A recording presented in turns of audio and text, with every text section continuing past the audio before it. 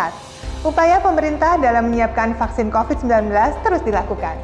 Selain penyediaan vaksin COVID-19 dengan tahapan pengujian hingga dikeluarkan izin dari Badan POM, kesiapan tenaga kesehatan juga dilakukan.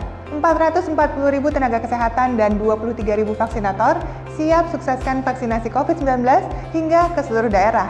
Nah, untuk mengetahui bagaimana persiapannya, saat ini saya sudah bersama dengan Bapak Oscar Primadi MPH, Sekretaris Jenderal Kementerian Kesehatan.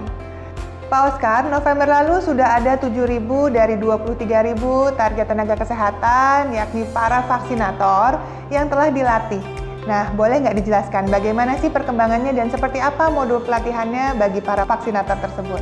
Sampai dengan 5 Desember dari data yang saya dapat ini sudah dilakukan pelatihan sebanyak 12.408 orang untuk 21 provinsi. Nah, sementara workshop penyiapan bagi tenaga vaksinator ini telah dilangsungkan untuk 29.635 orang dari 34 provinsi. Artinya semuanya berjalan sesuai dengan rencana kita dan insya Allah kesiapan itu kita jaga. Dari sisi jumlah proporsional dari semua provinsi akan tercakup. Tentunya modul-modulnya itu kita adaptasi kepada yang selama ini sudah menjadi kurikulum dalam bentuk virtual. Daerah mana saja Pak yang sudah berhasil melakukan simulasi dan bagaimana dengan kesediaan alat kesehatan untuk program vaksinasi massal nanti? Di Kota Bogor, simulasi itu dihadiri Bapak Jokowi sendiri bersama tentunya dengan Pak Menteri Kesehatan. Kemudian di Puskesmas Cikarang Utara, di Bekasi khususnya ya pada tanggal 19 November. Nah, hadir di situ Pak Wakil Presiden kita, Pak Ma'ruf Amin. Artinya semuanya itu memang harus dilakukan seperti ini, baru kita tahu gitu. Ada satu persoalan yang memang harus kita perbaiki, ada masalah yang kurang ya, namanya ini pekerjaan besar ya. Tentang APD, Kemenkes juga menyiapkan untuk sosialisasi ke seluruh pelatihan vaksinator ini sekaligus penyediaan cold chain, logistik pendukung termasuk APD level 1-nya. Jadi rencana semuanya itu sudah berjalan dan diikuti dengan penyiapan pembiayaan yang sudah diukur dan direncanakan dengan baik. Selain proses pemberian vaksinasi nantinya yang tidak kalah penting tentunya adalah bagaimana kita bisa mengedukasi masyarakat sebelum divaksin.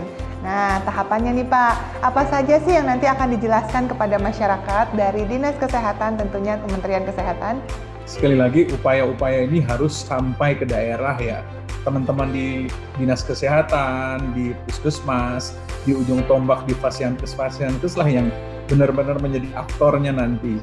Ya, kita berharap tidak semata-mata pesan yang sulit-sulit diterima masyarakat kita ya. Kalau memang bisa bersifat local wisdom ya, bahasa-bahasa daerah yang bisa disampaikan ke masyarakatnya akan lebih baik. Tapi secara umum dalam konteks ini kita tentunya sudah membuat semacam guidance ya untuk teman-teman mengkomunikasikan itu. Pertama-tama barangkali tahapan. Kita menginginkan bahwa teman-teman itu paham bahwa betapa pentingnya vaksinasi. Pemahaman kita tentang kehalalan juga sudah kita upayakan penguatan dengan Majelis Ulama Indonesia misalnya. Semuanya itu betul-betul sudah disiapkan oleh pemerintah secara dini dan tentunya akan memberikan penguatan kepada teman-teman daerah untuk dapat mengkomunikasikan dengan baik. Yang ketiga adalah efektivitas daripada vaksinasi. Itu juga harus dikomunikasikan dengan benar ya. Karena sekali lagi vaksin yang efektif itu tentunya untuk melindungi individu dan juga masyarakat dari penularan terhadap penyakit-penyakit dan juga kemungkinan mengalami gejala yang lebih ringan bila terkena penyakit tersebut. Seperti misalnya vaksin influenza. Namun yang tidak boleh ditinggalkan oleh masyarakat kita, dan saya berharap teman-teman daerah juga mengkomunikasikannya dengan baik, bahwa mematuhi kemudian menjalankan protokol kesehatan dengan baik itu adalah paling ampuh dari semua upaya-upaya yang selama ini sudah kita yakini akan memberi perlindungan kepada masyarakat. Berdasarkan program imunisasi di Indonesia yang sejak dulu sudah ada, apa sih yang sebenarnya menjadi tantangan dalam pemberian vaksin ke masyarakat selama ini, Pak? Yang pasti Indonesia besar sekali, sisi keterjangkauan, masih ada daerah-daerah yang disebut dengan daerah terpencil, kemudian daerah perbatasan, daerah kepulauan ya.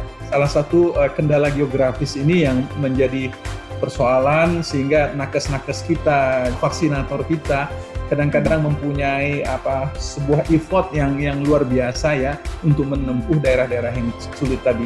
kemudian tata kelola rantai dinginnya, cold chain-nya, yang mana kita pahami sendiri kan kalau berkenaan dengan vaksin ini harus ada perlakuan khusus di dalam mendistribusikannya. Terima kasih Pak atas penjelasannya. Terima kasih juga untuk seluruh rekan-rekan tenaga kesehatan yang berjuang untuk membantu masyarakat di pandemi ini, yang sudah terjun langsung menyembuhkan pasien, hingga para peneliti yang luar biasa bekerjanya dalam upaya meningkatkan 3T. Mari apresiasi kita semua kepada para tenaga kesehatan, lakukan disiplin penerapan protokol kesehatan 3M. Saling peduli, saling dukung, bersama kita bisa atasi pandemi.